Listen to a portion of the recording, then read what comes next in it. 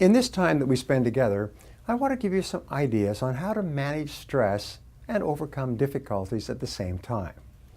Now, as an individual, you are continually faced with challenges and difficulties and temporary setbacks. They are an unavoidable and inevitable part of being a human being. By learning how to manage stress and respond with a positive attitude to each challenge, you'll grow as a person and start moving forward in life.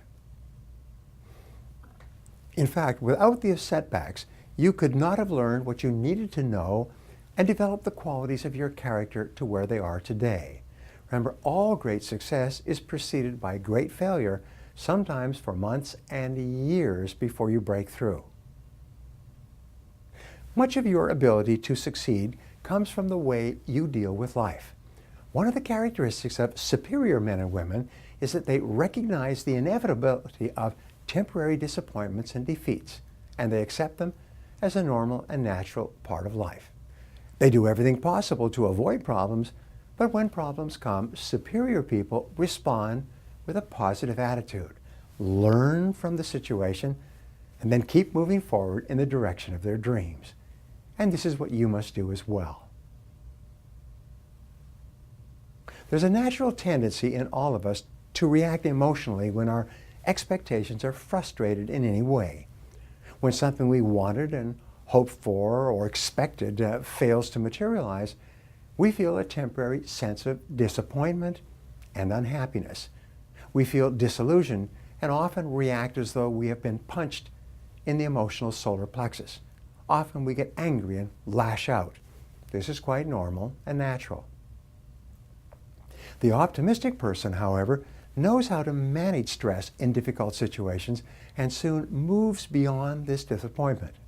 He responds quickly to the adverse event and interprets it as being temporary, specific, and external to himself. He doesn't take it personally. The optimist responds with a positive attitude and knows how to manage stress and counter the negative feelings by immediately reframing or re-explaining the event so that it appears positive in some way. Since your conscious mind can only hold one thought at a time, either positive or negative, if you deliberately choose a positive thought to dwell upon, you keep your mind optimistic and your emotions positive. Since your thoughts and feelings determine your actions, you'll tend to be a more constructive person and you'll start moving rapidly toward the goals that you have chosen. It all comes down to the way you talk to yourself on a regular basis. In our courses in problem solving and decision making, we encourage people to respond to problems by changing their language from negative to positive. Instead of using the word problem, we encourage people to use the word situation. You see, a problem is something you deal with, or fight with, or wrestle with. The event is the same.